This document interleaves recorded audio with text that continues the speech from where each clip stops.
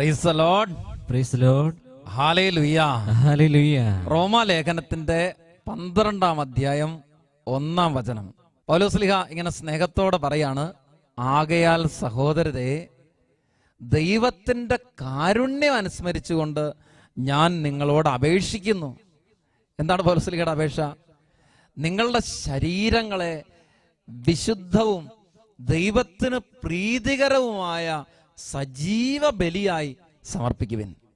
ഇതായിരിക്കണം നിങ്ങളുടെ യഥാർത്ഥ ആരാധന. പറഞ്ഞ ഹല്ലേലൂയ, ഹല്ലേലൂയ. അപ്പൊ ദൈവത്തിന് പ്രീതികരവും ഏറ്റവും സജീവവുമായ ഒരു ബലിയായിട്ട് നമ്മുടെ ജീവിതത്തെ സമർപ്പിക്കുന്നതാണ് എന്ത്? യഥാർത്ഥത്തിലുള്ള ആരാധന. യോഹന്നാൻ സുവിശേഷത്തിന്റെ 4-ാം അധ്യായത്തില് സമരിയക്കാരി സ്ത്രീയോട് ഈശോ പറയുന്ന കാര്യങ്ങൾ ശ്രദ്ധേയമാണ്. ആ മലയിലോ ജെറുസലമിലോ നിങ്ങൾ പിതാവിനെ ആരാധിക്കാത്ത സമയം വരുന്നു. യഥാർത്ഥ ആരാധകർ ആത്മാവിലും സത്യത്തിലുമാണ് ആരാധിക്കുന്നത്. അപ്പൊ യഥാർത്ഥ ആരാധന എന്താണെന്ന് തിരിച്ചറിയുന്ന ഒരു കാലഘട്ടത്തിലാണ് നമ്മൾ ജീവിക്കുന്നതല്ലേ. യഥാർത്ഥത്തിൽ ദൈവത്തെ എന്തു വന്നാലും സ്നേഹിക്കുന്ന കുറെ മക്കൾ ആരാന്ന് തിരിച്ചറിയുന്ന നാളായത്. എന്തേലും പ്രതിസന്ധിയും രോഗവും ദുരന്തങ്ങളും ഒക്കെ വരുമ്പോ ദൈവത്തെ വിട്ടുപോവുക, എന്നേലും ആവശ്യം വരുമ്പോ ദൈവത്തെ മുറുകെ പിടിക്കുക. ഇങ്ങനെയുള്ള കുറെ ക്രിസ്ത്യാനിയുടെ ദയനീയമായ സ്ഥിതിവിശേഷത്തിൽ നിന്ന് യഥാർത്ഥ ക്രിസ്ത്യാനി, യഥാർത്ഥ ദൈവിക ചൈതന്യമുള്ള വ്യക്തി, യഥാർത്ഥത്തിൽ ആത്മാവ് നയിക്കുന്ന വൈദികൻ, സന്യസ്ത, ശുശ്രൂഷകൻ, ഒരു നല്ല ക്രിസ്ത്യാനി ഇതാരാണെന്ന് വിവേചിച്ചറിയുന്ന നാളുകളിലൂടെയാണ് നമ്മൾ കടന്നു പോവുക. സന്തോഷത്തോടെ പറഞ്ഞ ഹല്ലേലൂയ, ഹല്ലേലൂയ. അപ്പൊ യഥാർത്ഥ ആരാധകനെ ദൈവം തിരഞ്ഞെടുത്ത് ദൈവത്തിന്റെ സ്വന്തമായിട്ട് മാറ്റി നിർത്തി സ്വർഗോന്മുഖമായിട്ട് ജീവിക്കാൻ ശക്തിപ്പെടുത്തുന്ന, വിശുദ്ധനാകാൻ ശക്തിപ്പെടുത്തുന്ന, രക്തസാക്ഷിയാകാൻ ധൈര്യം പകരുന്ന, ആത്മാവ് നയിക്കുന്ന നാളുകളാണ് ഇത്. ഇവിടെ നമുക്ക് ഓരോരുത്തർക്കും ദൈവത്തിന്റെ ആത്മാവിൽ നിറയാൻ വേണ്ടിയിട്ട് നമ്മുടെ ജീവിതങ്ങളെ സമർപ്പിക്കാനായിട്ട് സാധിച്ചാൽ രക്ഷപ്പെട്ടല്ലേ. അപ്പൊ അതുകൊണ്ട് ഈ ഒരു രക്ഷ നേടിയെടുക്കണ്ടേ? നമുക്ക് നല്ല തീക്ഷ്ണതയോടെ ഒന്ന് പ്രാർത്ഥിക്കാം. ഒന്ന് എഴുന്നേറ്റ് നിൽക്കാം. എല്ലാവരും ഒന്ന് എഴുന്നേറ്റ് നിന്ന് ദൈവത്തിന്റെ പരിശുദ്ധാത്മാവിന്റെ ഒരു ചൈതന്യം എൻ്റെ ഉള്ളിലേക്ക് നിറഞ്ഞ് ഒരു തീ വേണമെന്ന് ആഗ്രഹിക്കുന്നവരൊക്കെ എഴുന്നേറ്റ് നിൽക്കട്ടെ. ഹൃദയത്തിൽ ഒരുപാട് ദാഹത്തോടെ പ്രാർത്ഥിക്കട്ടെ. ദൈവത്തെ സ്നേഹിക്കാൻ വേണ്ടിയിട്ടുള്ള ഒരഗ്നി എൻ്റെ ഉള്ളിൽ ജ്വലിച്ചുകൊണ്ടിരിക്കണം. ആ തിരുഹൃദയത്തിൽ ഇങ്ങനെ നിരന്തരം ആത്മാക്കൾക്ക് വേണ്ടിയിട്ടുള്ള ദാഹത്തോടെ ജ്വലിക്കുന്ന ഒരു അഗ്നി കണ്ടിട്ടില്ലേ? ആ അഗ്നി പോലെ നമ്മുടെ എല്ലാവരുടെ ഉള്ളില് അനേകം ആത്മാക്കളെ കർത്താവിന് വേണ്ടി നേടാൻ ഉതകുന്ന ഒരു ജ്വാല ഇങ്ങനെ നിലയ്ക്കാതെ ജ്വലിച്ചുകൊണ്ടിരിക്കണം. അത് വേണമെങ്കിൽ ദൈവത്തെ അതുപോലെ സ്നേഹിക്കാൻ പറ്റണം. അങ്ങനെ ദൈവത്തെ ഏത് അനുഭവത്തിലും സ്നേഹിക്കാൻ പറ്റുന്ന ഒരാത്മാവിന്റെ ജ്വലനം ഇത് സ്വന്തമാക്കണമെന്ന് ആഗ്രഹിക്കുന്ന എല്ലാ ദൈവമക്കളും 2 കൈകളും സ്വർഗത്തിലേക്ക് ഉയർത്തിപ്പിടിച്ചേ. നന്നായിട്ട് 2 കൈകളും സ്വർഗത്തിലേക്ക് ഉയർത്തിപ്പിടിച്ചേ. ദൈവത്തിന്റെ പരിശുദ്ധാത്മാവ് എൻ്റെ ഉള്ളിലേക്ക് ഇപ്പോൾ ഒരു അഗ്നി ഇടണം. ബാഹ്യമായി ഞാൻ ഏതെല്ലാം തലങ്ങളിൽ ദൈവഭക്തനാണെന്നോ ശുശ്രൂഷകനാണെന്നോ വൈദികനാണെന്നോ പ്രാർത്ഥനക്കാരനാണെന്നോ ഒക്കെ വരുത്തി തീർത്താലും എൻ്റെ ഹൃദയത്തെ അറിയുന്ന ഒരു ദൈവമുണ്ട്. ഓ ദൈവമേ, ഞാനിതാ ആയിരിക്കുന്ന അവസ്ഥയിൽ നിന്റെ കരങ്ങളിൽ സമർപ്പിക്കുന്നു. എനിക്ക് ബലഹീനതകളുണ്ട്, എനിക്ക് പോരായ്മകളുണ്ട്, എനിക്ക് കുറവുകളുണ്ട്. കർത്താവേ, നീ എന്നെ ശക്തിപ്പെടുത്തിയാൽ ഞാൻ ബലമുള്ള ഒരു വ്യക്തിയായിട്ട് മാറും. അവിടുത്തെ ആത്മാവിനെ എന്നിലേക്ക് അയക്കണമേ. ആഗ്രഹിക്കുന്ന എല്ലാ ദൈവമക്കളും മനസ്സുയർത്തി ഹൃദയം തുറന്ന് കർത്താവിനെ സ്തുതിക്കട്ടെ. Hallelujah, hallelujah, hallelujah, hallelujah, hallelujah, hallelujah, hallelujah, hallelujah, hallelujah, hallelujah. ദൈവത്തെ ഹൃദയം കൊണ്ട് സ്നേഹിക്കാൻ, ദൈവത്തിന് വേണ്ടി ജീവിക്കാൻ, ദൈവത്തിന് വേണ്ടി നിലനിൽക്കാൻ ഒരു കൃപ ചോദിച്ച് പ്രാർത്ഥിച്ച് ഓരോ മനുഷ്യനും ഹൃദയത്തിൽ ആഗ്രഹിച്ച് എൻ്റെ ഉള്ളിൽ ഒരു ആത്മീയ ബലം വേണം, എൻ്റെ ഉള്ളിൽ ഒരു ആത്മീയ ശക്തി വേണം. ഈ ലോകത്തിന്റെ എല്ലാ വ്യാമോഹങ്ങളോടും പോരാടുന്ന ഒരു ചൈതന്യം എൻ്റെ ഉള്ളിൽ നിറയണം. ആഗ്രഹിച്ച് തീക്ഷ്ണതയോടെ സ്തുതിക്കട്ടെ. Hallelujah, hallelujah, hallelujah, hallelujah, hallelujah, hallelujah, hallelujah, hallelujah, hallelujah, hallelujah, hallelujah, hallelujah. ദൈവത്തിന്റെ ശക്തിയായ പരിശുദ്ധാത്മാവേ, ഉന്നത ശക്തിയായവനെ, ഓരോ കാലയളവുകളിലും അനേക വ്യക്തികളെ ശക്തിപ്പെടുത്തിയവനെ, പ്രവാചകന്മാരുടെ അധരങ്ങളിൽ ജ്വലിച്ച ദൈവിക സാന്നിധ്യമേ, ഭീരുക്കളും അശക്തരുമായിരുന്ന അപ്പസ്വലന്മാരിൽ ധൈര്യം പകർന്ന, സ്ഥൈര്യം പകർന്ന ആത്മാവേ വ്യാപരിക്കണമേ. ആരാധന ആരാധന ആരാധന ആരാധന ആരാധന ആരാധന ആരാധന. കൈകൾ താഴ്ത്തി കൈകൾ കൊട്ടി ആരാധിക്കട്ടെ.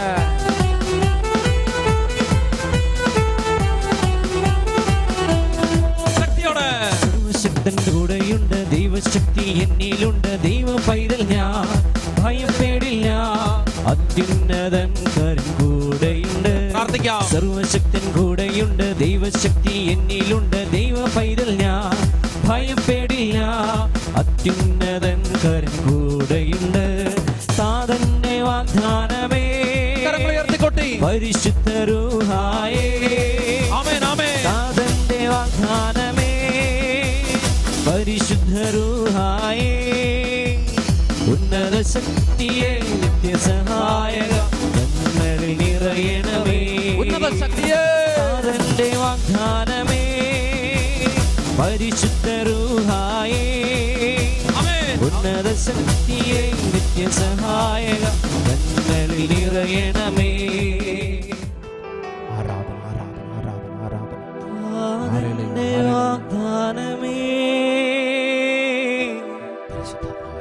പരിശുദ്ധ റൂഹായേ, ഉന്നത ശക്തിയായി വ്യാപരിക്കണമേ. ഉന്നത ശക്തിയെ സഹായക നിത്യസഹായക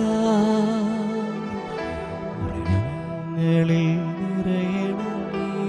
ഉന്നത ശക്തിയെ പ്രാർത്ഥിച്ച് ഉന്നത ശക്തിയെ നിത്യസഹായക ഞങ്ങളിൽ നിറയണമേ.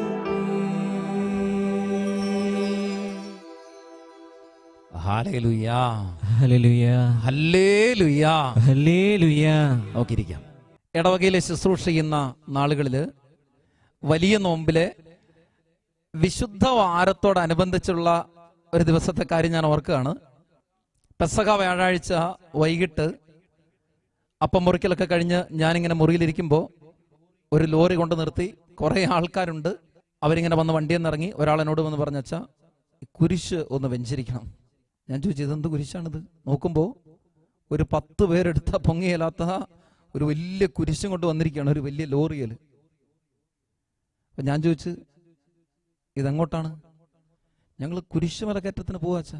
ഈ കുരിശെടുത്ത് ഞങ്ങൾ വെളുപ്പിനെ കുരിശുമല കയറും.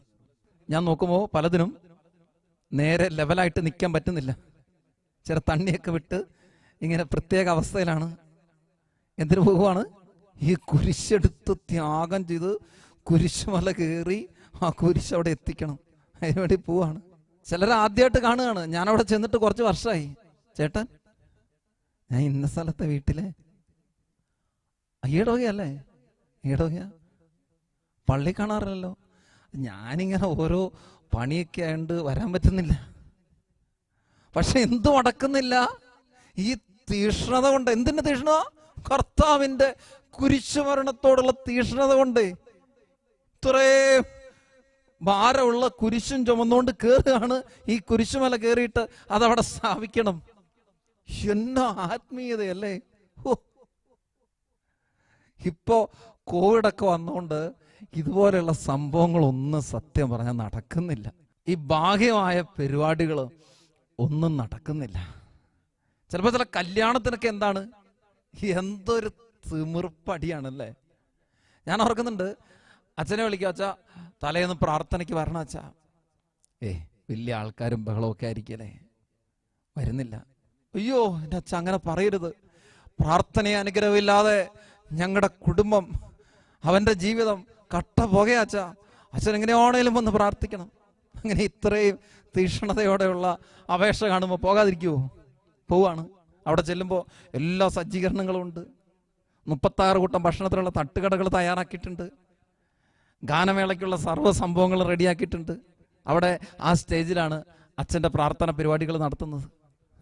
അപ്പോൾ ഈ പ്രാർത്ഥനയ്ക്കൊക്കെ അവിടെ ഇവിടെയൊക്കെ ബഹളത്തിനും തിരക്കിനൊക്കെ ഇടയിൽ അച്ഛൻ അവിടെ നിന്ന് ഈ പ്രാർത്ഥനയൊക്കെ നടത്തും. പ്രാർത്ഥന കഴിയുമ്പം പറയും, അച്ഛാ ഗാനമേള ഒന്ന് ഉദ്ഘാടനം ചെയ്യാനായിട്ട് അച്ഛൻ ഒരു പാട്ട്. നമുക്ക് വലിയ തിരിച്ചറിവില്ലാത്ത സമയത്ത് ആദ്യത്തെ പ്രാരംഭ പാട്ട് നമ്മൾ കയറി ഒരു ഭക്തിഗാനമൊക്കെ പാടും. പിന്നെ ഒരു പാട്ടും കൂടെ അവരുടെ വക ഭക്തിഗാനം കഴിഞ്ഞാൽ പിന്നെ അടിച്ചു പൊളിയാണ്. പിന്നെ അടിച്ചു പൊളിക്കാൻ നേരത്ത് പിന്നെ വെറുതെ ഇങ്ങനെ ഒരു സുഖമില്ലാതെ ഇങ്ങനെ നിന്നിട്ട് കാര്യമുണ്ടോ? ഇല്ല. അപ്പൊ എന്ത് വേണം? കുറച്ചൊക്കെ ഇങ്ങ് പിടിപ്പിച്ച് നല്ല ചോരൊക്കെ തിളയ്ക്കുമ്പോ എന്താ സംഭവം? പിന്നെ എങ്ങനെയെങ്കിലും അച്ഛനൊന്ന് ഒഴിവാക്കി കിട്ടിയാൽ മതി അല്ലേ? പിന്നെ അച്ഛനെയൊക്കെ ഒന്ന് ഒഴിവാക്കിയിട്ട് പിന്നെ അവിടെ ആഘോഷ തിമിർപ്പാണ്. അങ്ങനെ ചില വീടുകളിലൊക്കെ അടിയും ബഹളമായിട്ട് പിറ്റേ ദിവസം കല്യാണത്തിനൊക്കെ ഒരു വിധത്തിൽ കഷ്ടിമുഷ്ടി എത്തിപ്പെട്ട ചരിത്രം പോലും ഉണ്ട്. അപ്പൊ നോക്കിക്കേ, ഇതെന്ത് ആത്മീയതയാണ്? പൗലോസ് ശ്ലീഹ തിമോത്തിയോസിനെ ഓർമ്മിപ്പിക്കുന്ന ഒരു കാര്യം 2 തിമോത്തി 3:5 വചനത്തിൽ നമ്മളിങ്ങനെ വായിക്കുകയാണ്. അവർ ഭക്തിയുടെ ബാഹ്യരൂപം നിലനിർത്തിക്കൊണ്ട് അതിന്റെ ചൈതന്യത്തെ നിഷേധിക്കും. പറഞ്ഞേ ഹല്ലേലൂയ. ഹല്ലേലൂയ. ശരിക്കും ഇതല്ലേ ഞാൻ ഈ പറഞ്ഞ കാര്യങ്ങളൊക്കെ? ഭക്തിയുടെ ബാഹ്യരൂപങ്ങളെല്ലാം ഉണ്ട്. അച്ഛൻ വരണം, അയ്യോ അച്ഛനില്ലാതെ ഞങ്ങൾക്കൊരു പ്രാർത്ഥനയുണ്ടോ? കുടുംബജീവിതം പോയല്ലേ? പ്രാർത്ഥനയില്ലാതെ ഞങ്ങൾക്ക് കുടുംബത്തിൽ എന്നെല്ലാം ഉണ്ടോ അച്ഛൻ? കല്യാണം കഴിഞ്ഞാൽ പിന്നെ ആ ഒരു പഞ്ചായത്തിലേക്ക് തിരിഞ്ഞു നോട്ടമില്ല. പ്രിയപ്പെട്ട ദൈവമക്കളെ, ഇതാണ് യഥാർത്ഥത്തിൽ കാപട്യത്തിൻ്റെ ഭക്തി ജീവിതം. പൗലോസ് ശ്ലീഹ തിമോത്തിയോസിനെ ഓർമ്മിപ്പിക്കുന്നത് പോലെ ബാഹ്യരൂപം നിലനിർത്തിക്കൊണ്ട് അതിൻ്റെ ചൈതന്യത്തെ നിഷേധിക്കുന്ന ഒരു ക്രൈസ്തവ ജീവിതം. എത്രയോ ദയനീയമായ ഒരു ജീവിതമാണ് ഇതെന്ന് ചിന്തിച്ചു നോക്കിയേ.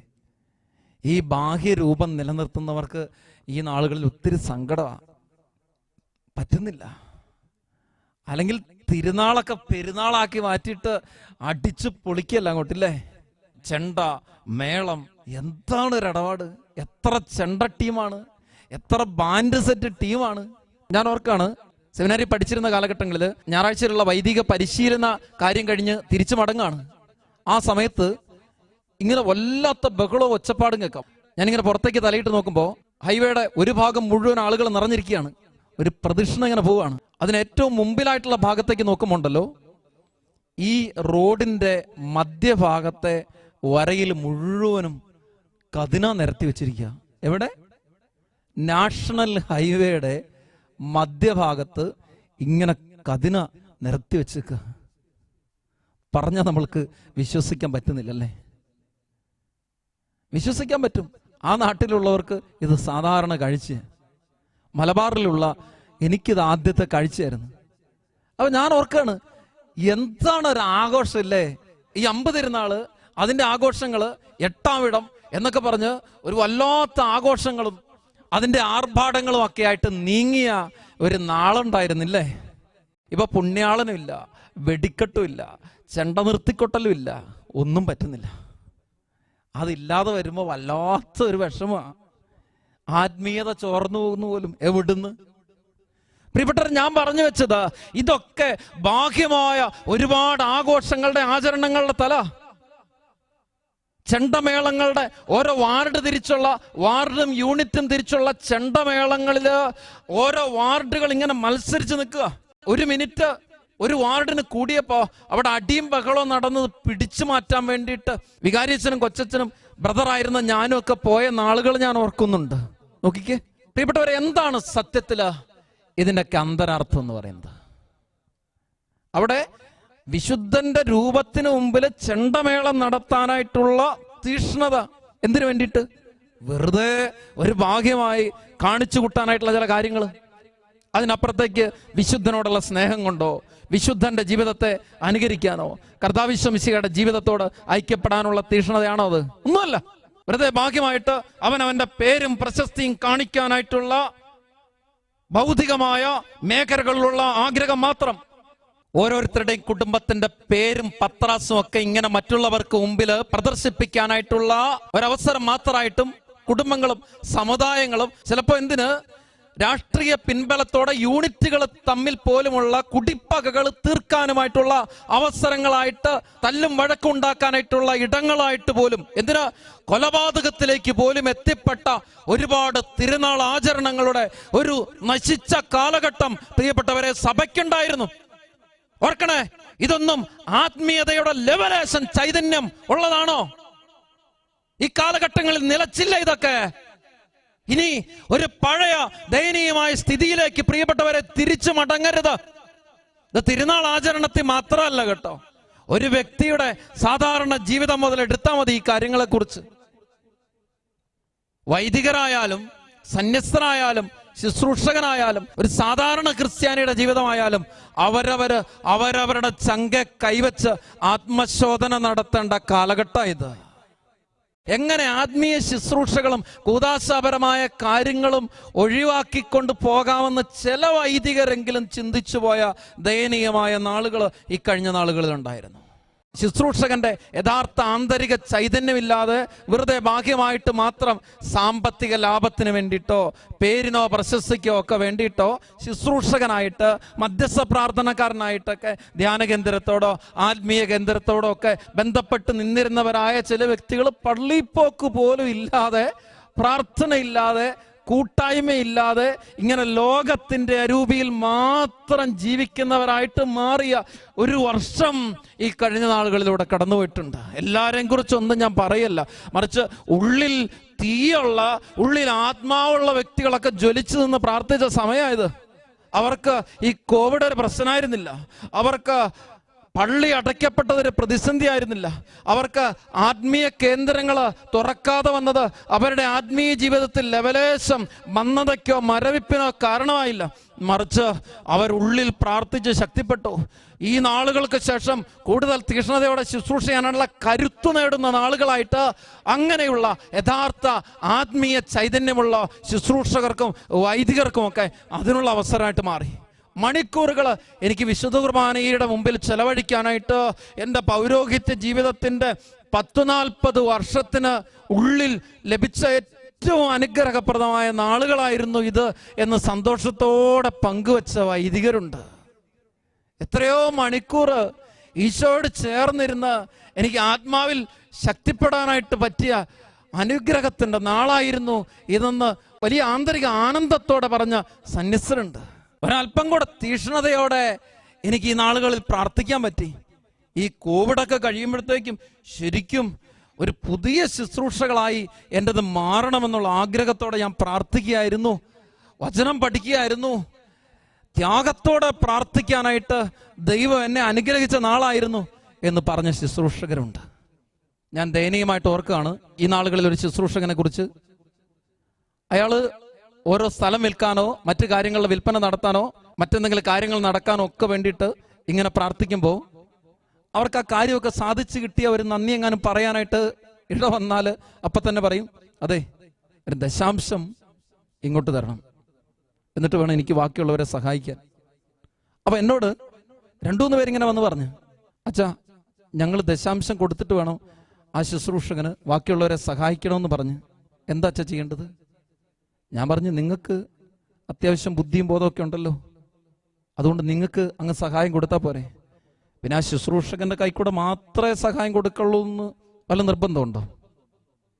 തീർച്ചയായിട്ടും എല്ലാ ശുശ്രൂഷകരും ഈ വിധത്തിലാണ് എന്ന് വിധിച്ചേക്കരുതേ. മറ്റുള്ളവർക്ക് വേണ്ടിയിട്ട് ഇങ്ങനെ സ്നേഹപൂർവ്വം കൈ നീട്ടുന്ന ശുശ്രൂഷകരുണ്ട്, അത് അനേകർക്ക് നന്മയാൻ വേണ്ടി തന്നെയാണ്. പക്ഷെ അതേസമയം തന്നെ അവരവരുടെ നേട്ടത്തിനോ അവരവരുടെ ഉയർച്ചയ്ക്കും വേണ്ടിയിട്ട് മാത്രം ശുശ്രൂഷിക്കുന്നവരായ വ്യക്തികളെ കണ്ടുമുട്ടിയിട്ടുണ്ട്. പ്രിയപ്പെട്ടവരെ, ഇവരെയൊക്കെ യഥാർത്ഥത്തിൽ തിരിച്ചറിഞ്ഞ നാളുകളായിരുന്നു ഇത്. ചിലപ്പോ വെറുതെ പേരിന് പ്രശസ്തിക്ക് വേണ്ടി മാത്രം നിലകൊണ്ടവരായ ശുശ്രൂഷകരുണ്ട്. അവർ പ്രാർത്ഥന പോലില്ലാതെ വീട്ടിലിങ്ങനെ അടഞ്ഞുകൂടി കഴിയുക. അതാ ഞാൻ പറഞ്ഞത്, യഥാർത്ഥ ശുശ്രൂഷകനെയും ബാഹ്യമായി മാത്രം ശുശ്രൂഷ ചെയ്തവനെയും തിരിച്ചറിയാൻ പറ്റി ഈ കോവിഡ് കാലത്ത്. ഈ കോവിഡിന്റെ കാലഘട്ടങ്ങൾക്ക് ശേഷം, ഈ 2020 ശേഷമുള്ള നാളുകളിലെ ശുശ്രൂഷയുടെ തലങ്ങളില് വചനപ്രഘോഷണ രംഗത്തൊക്കെ മാറ്റം വന്ന്. ഇനി പഴയ കുറെ വിഷയം പറഞ്ഞുകൊണ്ടിരുന്ന പോരാ, മറിച്ച് പുതിയ കാഴ്ചപ്പാട് വേണം, ഒരു പുതിയ ദർശനം വേണം. ദൈവമക്കളില് ഒരു പുതിയ ദർശനം രൂപപ്പെടുത്താൻ ഉതകുന്ന രീതിയിൽ വേണം ഈ നാളുകളിൽ ദൈവവചനം പ്രഘോഷിക്കപ്പെടേണ്ടത്. ഓരോരുത്തരും ജീവിതത്തെക്കുറിച്ച് യഥാർത്ഥത്തിൽ അവനവനെ കുറിച്ച് തന്നെ ആത്മവിമർശനത്തോടുകൂടെ ജീവിക്കേണ്ട നാളുകളാണ് ഈ വരുന്ന നാളുകൾ. പ്രിയപ്പെട്ട ദൈവമക്കളെ, യഥാർത്ഥ ക്രിസ്ത്യാനിയെയും ബാഹ്യമായിട്ട് ഇങ്ങനെ ചില ആവരണങ്ങളിൽ മാത്രം കൊണ്ട് നടക്കുന്ന ക്രിസ്ത്യാനിയെയും ഒക്കെ തിരിച്ചറിയാൻ പറ്റിയ നാളുകളാണിത്. മത്തായി സുവിശേഷത്തിന്റെ 23-ാം അധ്യായം 28 വചനം ഈശോ പറഞ്ഞു വെക്കുകയാണ്, ബാഹ്യമായി മനുഷ്യർക്ക് നല്ലവരായി കാണപ്പെടുന്ന നിങ്ങൾ ഉള്ളിൽ കാപട്യവും അനീതിയും നിറഞ്ഞവരാണ്.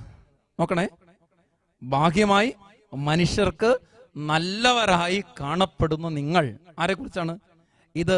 നിയമജ്ഞ ഫരിസയ ജീവിതത്തിന്റെ കാപട്യത്തെക്കുറിച്ച് കർത്താവ് പറയാണ്. അതിന് യഥാർത്ഥ ചൈതന്യമൊന്നുമില്ല, വെറുതെ ഇങ്ങനെ ബാഹ്യമായി ചില കാര്യങ്ങൾ ചെയ്തു പോവുക. മത്തായി സുവിശേഷത്തിന്റെ 5, 6, 7 അധ്യായങ്ങളിലൊക്കെ വളരെ വ്യക്തവും കൃത്യവുമായിട്ട് ഒരു ക്രിസ്തീയ ജീവിതത്തിന്റെ ആത്മീയത കെട്ടിപ്പടുക്കേണ്ട പടിപടിയായ വളർച്ചയെക്കുറിച്ച് വ്യക്തമായിട്ട് കർത്താവ് പഠിപ്പിച്ചു വെക്കുന്നുണ്ട്. ഒരു കുമ്പസാരത്തിന് മുമ്പൊക്കെ നമ്മളിങ്ങനെ വായിച്ച് കടന്നു പോകേണ്ട വചനഭാഗങ്ങളത്. എങ്ങനെയാണ് ഞാൻ എൻ്റെ ജീവിതത്തിൽ ദൈവകൽപ്പനകളോട് പുലർത്തുന്ന ഒരു ബന്ധം, ഒരു പ്രതിബദ്ധത എന്നൊക്കെ ആ വചനത്തിന്റെ അടിസ്ഥാനത്തിൽ വിലയിരുത്തി വേണം കുമ്പസാരിക്കാനായിട്ട്. എങ്കിൽ മാത്രമേ ഒരു യഥാർത്ഥ ആത്മീയതയുള്ള വ്യക്തിയായിട്ട് നമ്മൾ മാറുന്നുള്ളൂ. അല്ലെങ്കിൽ വെറുതെ ഇങ്ങനെ ഒരു അനുതാപം ഇല്ലാതെ കുമ്പസാരക്കൂട്ടിലണഞ്ഞ് എന്തൊക്കെയോ പറഞ്ഞ് കടന്നു പോകുന്നതായ ഒരു പേരിനുള്ള കുമ്പസാരം, ഒരു പേരിനുള്ള വിശുദ്ധ കുർബാന കാണൽ ഇല്ലേ പ്രിയപ്പെട്ടവരെ? അതല്ല ആവശ്യം. മറിച്ച് നിന്റെ ജീവിതം സ്വർഗത്തോളം ഉയർത്തപ്പെടുന്ന സ്വർഗീയ അനുഭവമാണ് വിശുദ്ധ കുർബാന അനുഭവം. അത് സ്വന്തമാക്കുന്നത് നീ ദൈവത്തിൻ്റെ കാരുണ്യത്തെ നന്ദിയോടെ ഓർക്കുമ്പോഴാണ്. ആ ചൈതന്യത്തെ ഇങ്ങനെ ഉള്ളിൽ പേറിക്കൊണ്ട് ജീവിക്കാൻ തുടങ്ങുമ്പോഴാണ് നിന്റെ ജീവിതം അർത്ഥവത്തായിട്ട് തീരുന്നത്. മറ്റൊരു വാക്കിൽ ഒരു പടി കൂടെ അപ്പുറം കടന്ന് പറഞ്ഞാൽ ഞാൻ പറയും, പ്രിയപ്പെട്ടവരെ, വിശുദ്ധ കുർബാനയും കൂദാശകളും സെക്കൻഡറിയാണ്. പിന്നെന്താണ് പ്രൈമറി? ഏറ്റവും പരമപ്രധാനം എന്താണ്? ഏറ്റവും പരമപ്രധാനം നീ ക്രിസ്തുവിനോട് ഐക്യപ്പെട്ട് ജീവിക്കുക എന്നുള്ളതാണ്, അല്ലേ? വിശുദ്ധ കുർബാന ഏറ്റവും പരമപ്രധാനമായ അന്തസത്തയാണ്. ആരാധനകളുടെ ആരാധനയാണ്, കൂദാശകളുടെ കൂദാശയാണ്. കൂദാശകളോളം മനുഷ്യനെ വിശുദ്ധീകരിക്കുന്ന ഒന്നില്ല. ഞാൻ പറഞ്ഞു വെച്ചതാ, ഈ കൂദാശ നിന്റെ ജീവിതത്തെ എന്തിലേക്ക് നയിക്കണമെന്ന്. അത് നയിക്കുന്നത് യഥാർത്ഥത്തിൽ നിന്റെ ജീവിതത്തിൽ നീ വിശുദ്ധവും സജീവവും ദൈവത്തിന് പ്രീതികരവുമായ ഒരു ജീവിതം നയിച്ച് യഥാർത്ഥ ദൈവാരാധനയിലേക്ക് ഉയരുമ്പോഴാണ്. അതാ ഞാൻ പറഞ്ഞത്, അതാണ് പ്രൈമറി. നിന്റെ ജീവിതം ദൈവത്തിന് കാഴ്ചയായി സമർപ്പിക്കുക. വിശുദ്ധ കുർബാന നിന്റെ ജീവിതത്തെ രൂപപ്പെടുത്തേണ്ടത് യഥാർത്ഥ ക്രൈസ്തവ ജീവിതത്തിന്റെ ചൈതന്യത്തിലേക്കാണ്. ഇതില്ലെങ്കിൽ പ്രയോജനമില്ല. കുർബാനയെ കൂടിയിട്ട് കാര്യമില്ല. ഇതില്ലെങ്കിൽ വെറുതെ കുടുംബ പ്രാർത്ഥന നടത്തിയിട്ട് കാര്യമില്ല. വെറുതെ പ്രഹസനത്തിന് വേണ്ടിയിട്ട് എൻ്റെ ജീവിതത്തെ ഇനി കർത്താവായിട്ട് ഒരു ഉപദ്രവിച്ച് ശല്യം ഉണ്ടാക്കല്ലോ എന്ന് വിചാരിച്ച് സംരക്ഷണം കിട്ടാൻ വേണ്ടിയിട്ട് മാത്രം പ്രാർത്ഥിക്കുന്നതായ ആത്മീയതയുടെ ഒരു ചൈതന്യം ഇല്ലാത്ത വെറുതെ ഭാഗ്യമായ അനുഷ്ഠാനം. ഇതിനെയാണ് കർത്താവ് നിഷിദ്ധമായിട്ട് വിമർശിക്കുന്നത്, വിശുദ്ധ ഗ്രന്ഥത്തിൽ കണ്ടെത്തുന്നത്. പ്രിയപ്പെട്ടവരെ, ശക്തിപ്പെടേണ്ടത് പൗലോസ്ലീഹ ഓർമ്മിപ്പിക്കുന്നത് പോലെ ആന്തരിക മനുഷ്യന് ബാഹ്യമായ അനുഷ്ഠാനങ്ങളും ബാഹ്യമായ ചിന്താഗതികളും മാറ്റിമറിച്ചുകൊണ്ട് ഒരു പുതിയ ആത്മീയതയുടെ വഴി വെട്ടി തുറക്കണം ഈ നോമ്പിൻ്റെ ആചരണത്തെ, കേട്ടോ. അല്ലെങ്കിൽ ഒരു പ്രയോജനമില്ലേ. വെറുതെ കഴിഞ്ഞ നാളുകളിൽ ഇങ്ങനെ അനുഷ്ഠിച്ച് വന്നതുപോലെ കുറേ കുരിശും ചുമന്ന്, കുറേ കുരിശിൻ്റെ വഴി ചൊല്ലി, കുറേ പ്രാർത്ഥന ചൊല്ലി, ഒരധര വ്യായാമത്തിൻ്റെ നോമ്പുകാലമായിട്ട് ഈ കോവിഡ് അനന്തര നോമ്പുകാലവും ദയനീയമായിട്ട് അധപ്പതിക്കും. വെറുതെ ബാഹ്യമായ ഒരാചരണമായിട്ട് ഇത് മാറും. അതിനിട കൊടുക്കരുതേ. മറിച്ച് ദൈവം നമ്മളെ രൂപപ്പെടുത്താനായിട്ട് നമ്മുടെ ജീവിതത്തിലേക്ക് വെച്ചു നീട്ടിയ ചില ദുരന്താനുഭവങ്ങളുടെ ബാക്കിയായിട്ട് നമ്മുടെ ഉള്ളിൽ യഥാർത്ഥ ആന്തരിക ചൈതന്യമുള്ള മനുഷ്യൻ രൂപപ്പെടേണ്ട നാളുകളായത്. രക്തസാക്ഷിയാകണോ, വിശുദ്ധനാകണോ, അതിനൊക്കെ ഒരുങ്ങേണ്ട നാളായത്. പൗലോസ്ലീഹ റോമാലേഖനത്തിൻ്റെ 2:28 ഓർമ്മിപ്പിക്കുന്നത് പോലെ, ബാഹ്യമായി യഹൂദനായിരിക്കുന്നവനല്ല യഥാർത്ഥ യഹൂദൻ. യഥാർത്ഥ പരിച്ഛേദനം ബാഹ്യമോ ശാരീരികമോ അല്ല, മറിച്ച് ആന്തരികമാണ്. അത് ആത്മീയമാണ്. അതിനുള്ള വലിയ കൃപ ദൈവം നമ്മുടെ എല്ലാ ജീവിതങ്ങളിലേക്ക് സമൃദ്ധിയോടെ വർഷിക്കട്ടെ. ആന്തരിക പരിവർത്തനത്തിൻ്റെ, ആന്തരിക വിശുദ്ധീകരണത്തിൻ്റെ ഒരു നോമ്പുകാലം ദൈവം ഏവർക്കും സമൃദ്ധിയോടെ നൽകട്ടെ. ആമേൻ.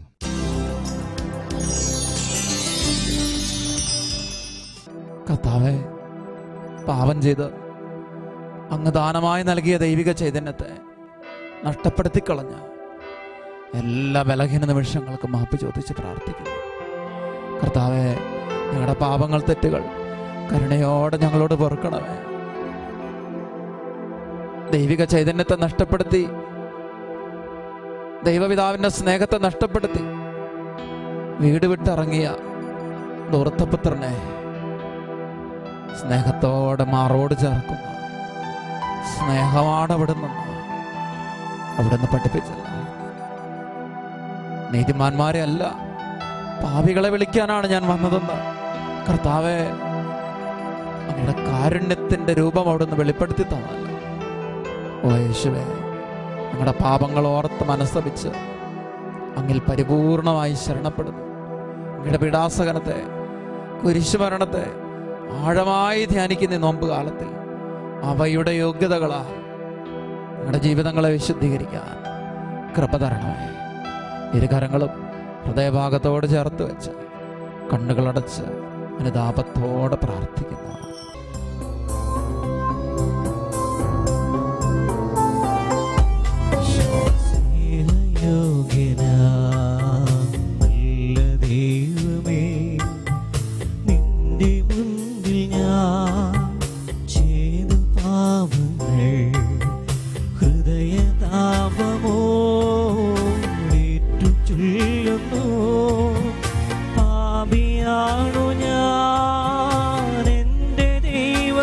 അവബോധത്തോടെ പ്രാർത്ഥിക്കട്ടെ. എല്ലാ ദൈവമക്കളും നുറുങ്ങിയ ഹൃദയത്തോടെ പ്രാർത്ഥിക്കട്ടെ. ഈശോ, സ്നേഹിക്കുന്ന ദൈവമേ,